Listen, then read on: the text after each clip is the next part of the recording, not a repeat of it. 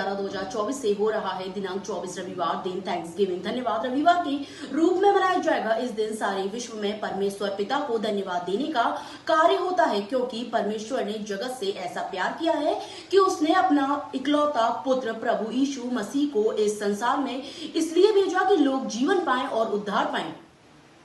लोगों ने इस वर्ष यह संकल्प किया कि वह क्रिसमस महोत्सव में पूरे माह में गांधीनगर कुष्ठ आश्रम, मदर टेरेसा आश्रम, वृद्ध आश्रम एवं गरीबों और विधवाओं के बीच में सेवा कार्य किया जाएगा।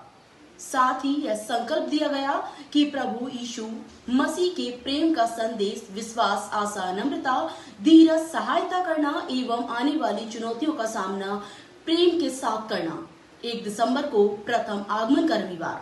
होगा, जो पास्टर वेलफेयर रविवार के रूप में मनाया जाएगा। दूसरा आगमन का रविवार 8 दिसंबर को युवक युवती संघ के रूप में मनाया जाएगा। तीसरा रविवार 15 दिसंबर को महिलाओं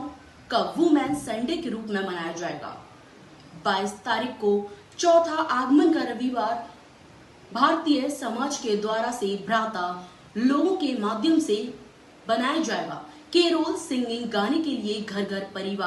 परिवार उपस्थित होकर 11 दिसंबर से केरोल सिंगिंग के ग्रुप घरों में सिंगिंग गाने के लिए घर घर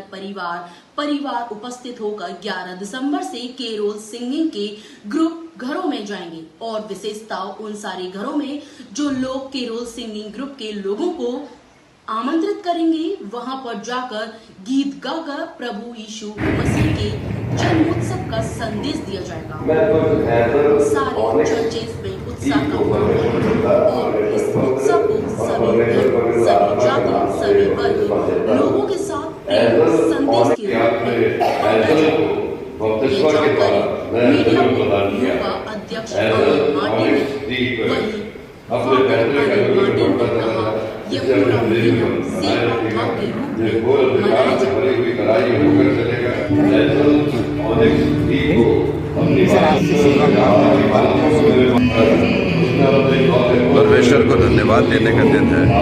मुख्य बात यह है कि पूरे विश्व में आज का रविवार क्रिसमस रविवार के आगमन के रविवार से पहले धन्यवाद का रविवार मनाया जाता है, थैंक्सगिविंग संडे। और इस थैंक्सगिविंग संडे में हम अपने जीवन के लिए, अपने परिवारों के लिए, अपने कलीसिया समाज के लिए,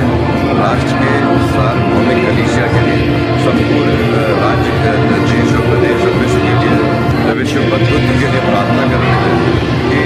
पूरे कायनात पर परमेश्वर का नियंत्रण, उसकी मर्जी के बिना हमारे सिर का एक बाल भी नहीं गिर सकता है। इस कारण से धन्यवाद इसलिए देते हैं कि मनुष्य संसार में शैतान और संसार के प्रभाव में रहता है और उसके जीवन में लगातार स्वार्थ का, भ्रष्टाचार का, स्वयं के स्वार्थ का इस प्रकार से जीवन यापन करने के मौके मिलते हैं कि वो सिर्फ सृष्टिकर्ता को भूल जाता है, जिसने कि हमें हवा मुफ्त में दिया, जिसने हमें सांसें मुफ्त में दी, जिसने हमें पानी मुफ्त में दिया, जिसने हमें सारी कायनात मुफ्त में दी। लेकिन हम धन्यवाद देते हैं कि न केवल इस जीवन में, लेकिन इस जीवन के बाद उद्धार के लिए भी परमेश्वर ने अपने इकलौते बेटे यीशु मसीह को भेजा। उस यीशु मसीह ने संसार में आकर के अपने प्राणों का बलिदान देकर के हमें जीवन, इसलिए हम धन्यवाद देते हैं और धन्यवाद देते हैं सारी दुनिया के लिए कि हम सब विश्व बंधुत्व के